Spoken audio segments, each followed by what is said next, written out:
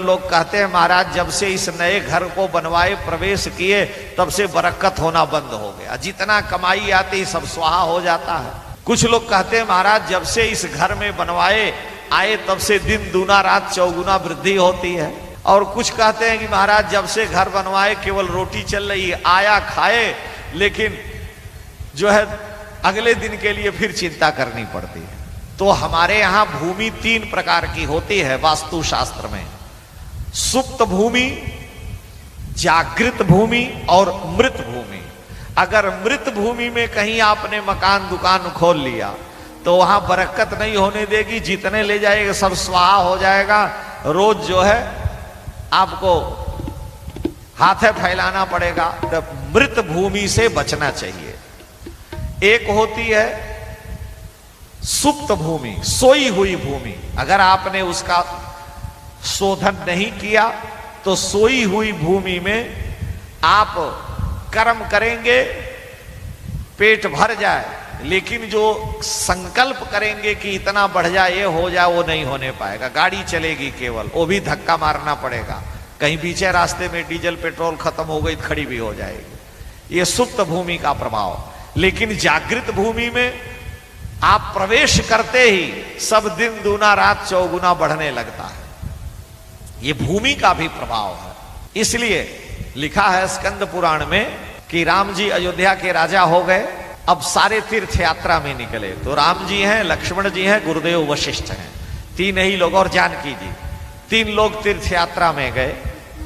तीर्थ यात्रा में गए तो जब उज्जैन के पास अभी पहुंचने वाले थे, पैदल ही चलते हैं, वशिष्ठ जी आगे आगे, उनके पीछे राम जी, उनके पीछे श्री लक्ष्मण जी, जानकी जी बीच में।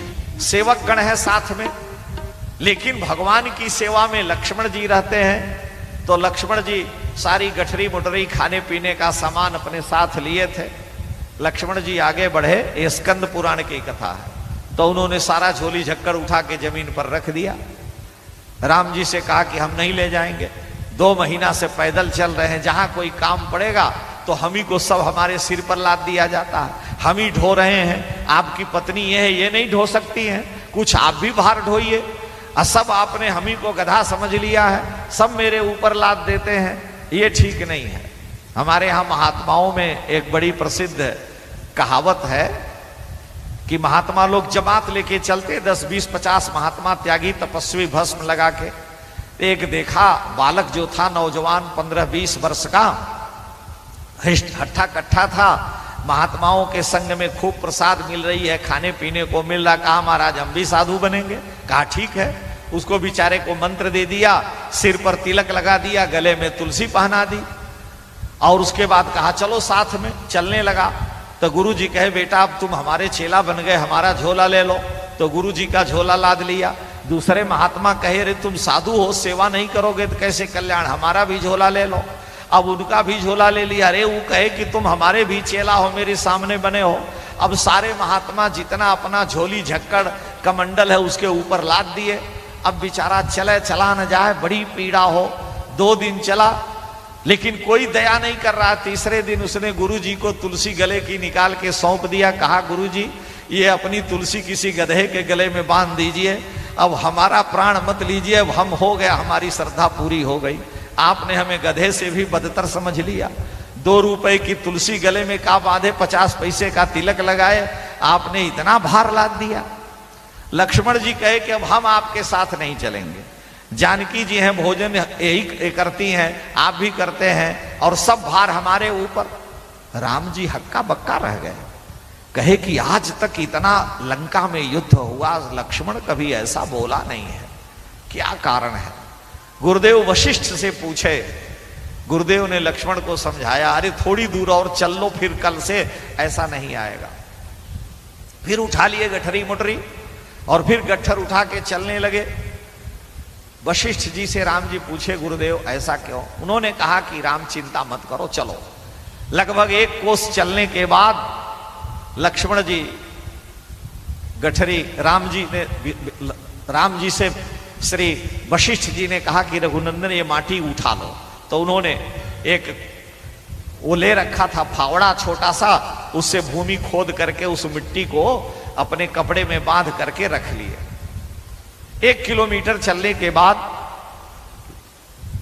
लक्ष्मण जी आगे बढ़ करके सामान रख दिए। विश्वामित्र गुरुदेव वशिष्ठ के राम जी के चरणों में गिर पड़े, रोने लगे फूट फूट कर। जानकी जी के चरणों में गिरकर रोने लगे, मैंने बड़ा पाप किया है, हम सेवा करने के लिए आए हैं और हम में ये भाव क्यों आ गया कि हम नहीं ले चलेंगे, हम सामान नहीं ढोएंगे, हम प्राण त्याग देंगे, अन्न जल हम नहीं पाएंगे। अरे वशिष्ठ जी समझाए, चिंता मत करो। लक्ष्मण जी कहे, नहीं गुरुदेव, मैं बहुत पापी हूं, मेरे से ऐसा क्यों बन गया, मेरी वाणी से शब्द क्यों निकला, मैं पश्चाताप की अग्नि में जला जा रहा हूं। वशिष्ठ जी ने कहा कि लक्ष्मण और हे राम, न इसमें लक्ष्मण का दोष है, न हे राम तुम्हारा कोई दोष है, न सीता का। ये जो भूमि जितनी थी, इस भूमि का ये प्रभाव था कि भाई से भाई का बैर हो जाता है, भाई से सारे परिवार का बैर हो जाता है। इस भूमि का कारण था। अब उस भूमि को क्रॉस कर गए हैं, पार किए तो लक्ष्मण को दुख होने लगा।